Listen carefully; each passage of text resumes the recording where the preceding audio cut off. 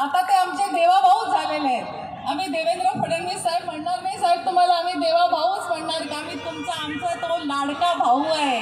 ज्या भावाने आम्हाला लाडक्या बहिणी बनवलं, अशा लाडक्या भावाला मी इथून नमस्कार करते। या ठिकाणी व्यासपीठावरती सर्व नेते मंडळी, माझी बहीण गोरेगावच्या आमदार विद्याताई ठाकूर ज्या गोरेगावमधून उभ्या आहेत,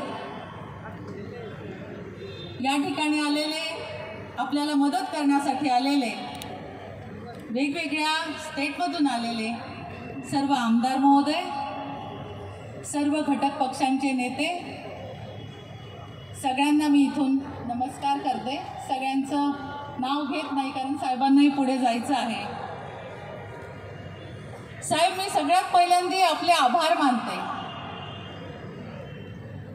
या ठिकाणी मी तिसऱ्यांदा उभी राहते। आपण मला उमेदवारी दिली, परत संधी दिली साहेब, मी परत एकदा तुमचे आभार मानते।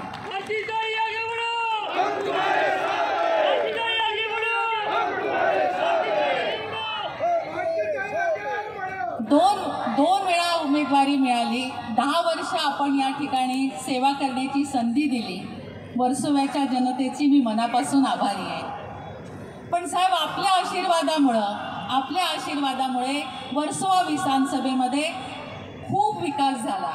जर तुम्ही 2014 पूर्वीचा वर्सोवा बघितला असता आणि आताचा तुम्ही वर्सोवा विधानसभा बघत असाल तर त्याच्यामध्ये जमीन आसमानचा फरक आहे आणि ते केवळ आणि केवळ आमच्या देवाभाऊमुळे झालेलं आहे।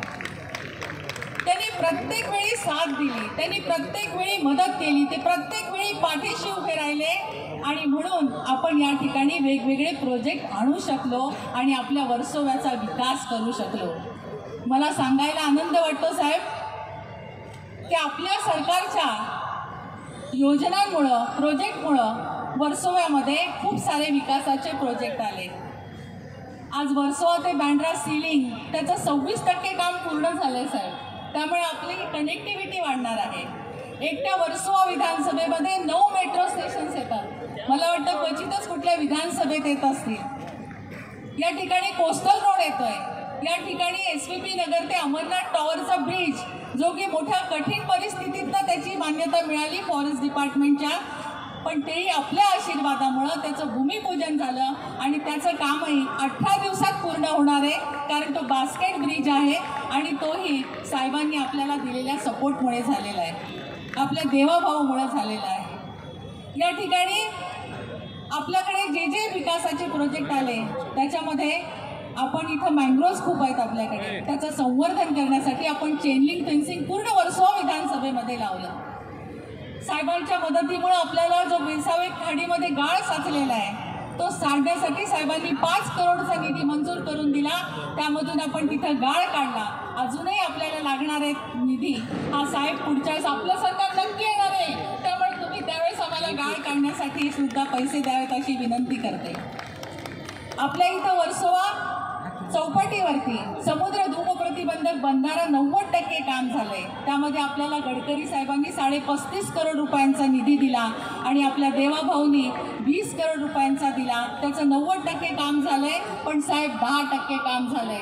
आणि सांगायला खरं तर खेद वाटतो की मध्ये 2.5 वर्षाचं जे सरकार होतं, जे फेसबुकवरून चालत होतं, जे स्टे सरकार होतं, त्यांच्या युवराजांनी स्टे दिल्यामुळे ते काम 10% काम अजून झालेलं नाही आहे। कोणीतरी एक NGOवाला उभा केला, आधी स्टे दिला मग त्याला उभा केला, NGTमध्ये ती डिसमिस झाली केस, आता सुप्रीम कोर्टामध्ये स्टेटस को आहे।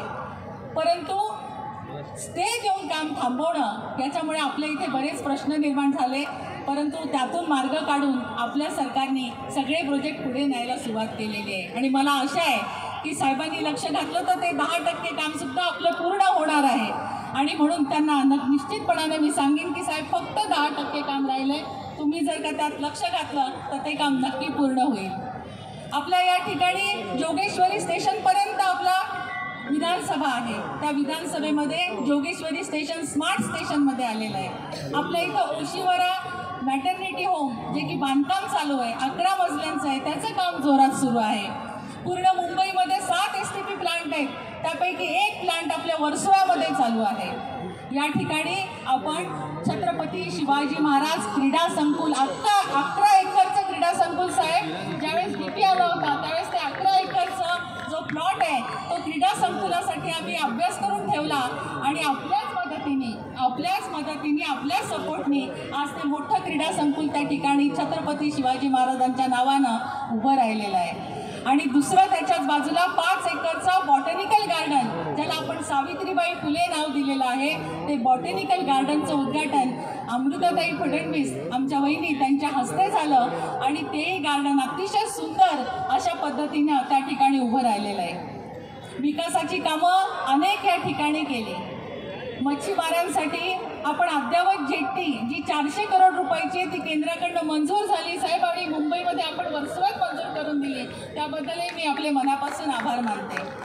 खरं तर त्यांनी आपल्याला अडू दिला नाही, कुठली कामं अडू दिली नाहीत। फक्त 2.5 वर्षाच्या काळामध्ये जो काही खंड पडला आता त्याला आपण काही करू शकत नाही कारण ते स्टे सरकार होतं, फेसबुकवर चालणारं होतं आणि त्यांना विकास समजतच नव्हता। त्यामुळे आपण त्यांच्याविषयी काही बोलून उपयोग नाहीये। पण मला खात्री आहे महायुतीचं सरकार येणार आहे आणि आपल्या वर्सोव्यामध्ये सुद्धा कमळ फुलणार आहे की नाही? हात वर करून सांगा सगळ्यांनी, कमळ फुलतंय की नाही? गोरेगावमध्ये सुद्धा कमळ फुलणार आहे की नाही?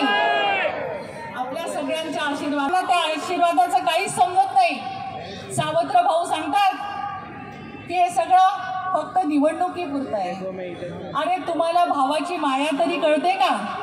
तुम्हाला माया कळते भावाची?